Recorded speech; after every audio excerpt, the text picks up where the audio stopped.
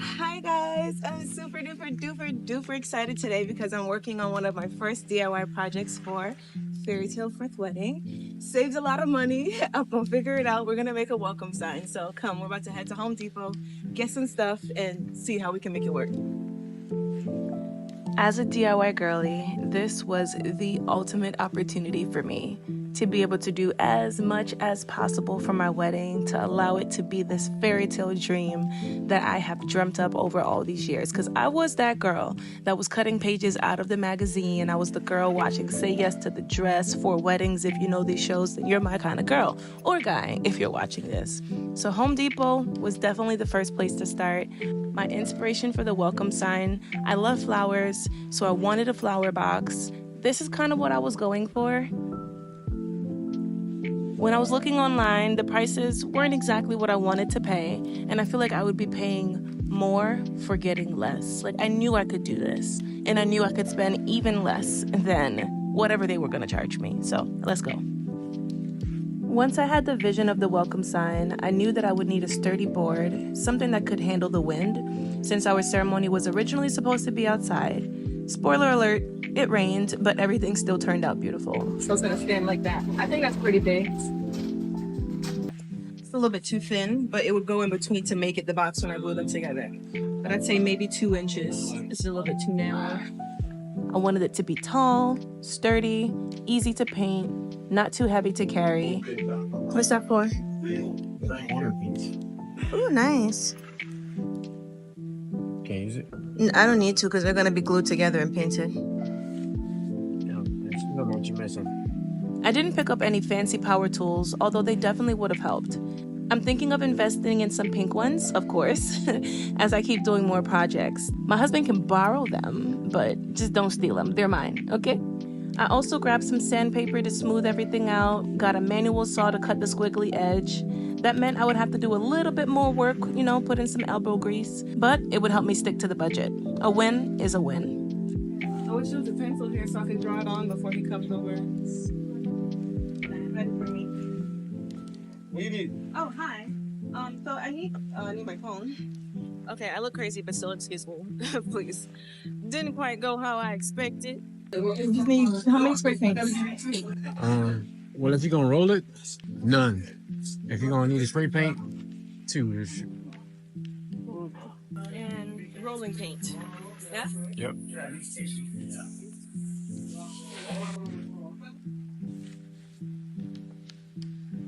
They give you way too many options. Oh, somebody's behind you. I already had white paint at home, which was perfect, cut out a little bit of cost, and I planned on using my Cricut later on to add our lettering. Let's see if Rashida can make a decision on home. All right, and then the white paint. A gallon? I didn't decide. I thought you had white paint at home. I have a half a gallon. Is that enough? Just the front and back of one, just the front of another one, and then those 2 wood pieces. Instead of cutting down the 2x4s myself, I asked one of the store employees for help trimming the base and the side panels down. Let's just say he wasn't the friendliest. He wasn't exactly thrilled that I was there asking for his assistant while he was at work. But it doesn't matter. I got exactly what I needed. Maybe the joy I had was contagious, and he can catch it and have a better day.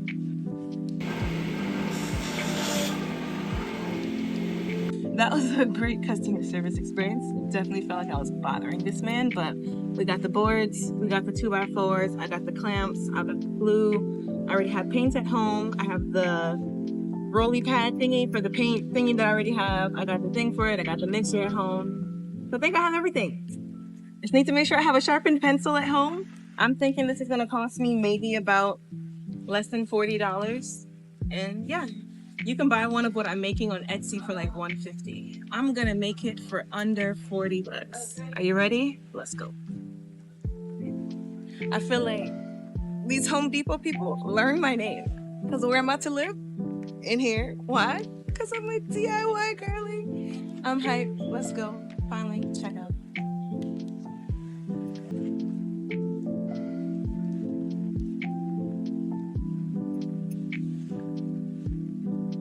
I wanted to knock this project out early so I wouldn't be swamped closer to the wedding, and honestly, it was so worth it.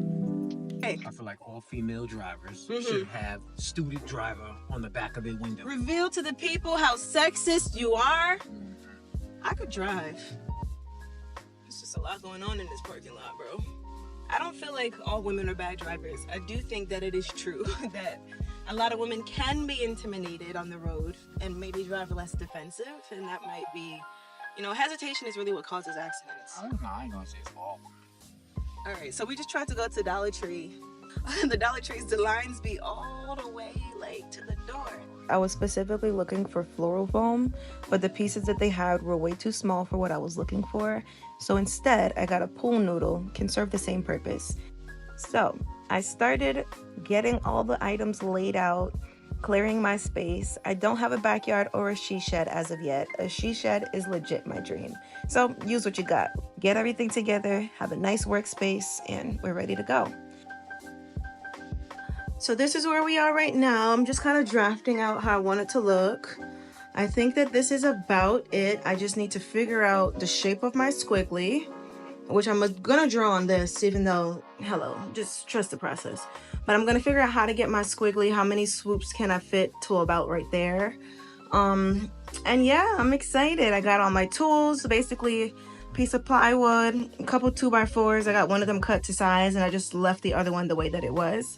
I would have ideally liked it a little bit shorter, but the guy was, grumpy. So I was like, I'll just deal with it as is.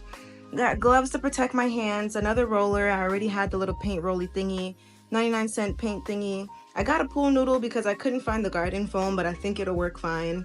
I have a saw to cut it since I figured out I couldn't cut it in the store, and 2 clamps to hold my things together. And I already had paint over there, so. Oh, and Gorilla Glue. Gorilla Glue is over there. That is it for right now. And hey, tip for my DIYers.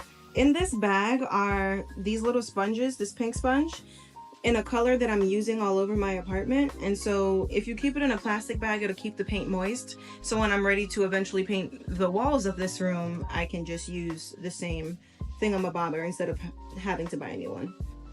Since I didn't have any electrical tools, I had to manually create the curve that I needed using a jigsaw. That was challenging, but I got it done. Forgot that I needed sandpaper. Luckily, there's a hardware store nearby me, so I ran out and got it and smoothed all my edges. Sawing this down to the perfect size curves, the perfect little edges, definitely caused a lot of sawdust, so I had to clean it up before moving on to the next step. I also learned from some TikToks that you can use a blow dryer to remove any kind of labels that you have if it's stubborn, so it doesn't peel off really annoying. Fun fact, use that if it comes in handy. But anyway, painting every surface, every edge, every corner. I want it to look like you bought this online. I want it to look super professional, well put together, and you wouldn't even know. I did it myself. Now that the paint has dried, it is time to start piecing the things together. Wood glue is incredibly powerful as long as you give it enough time to cure.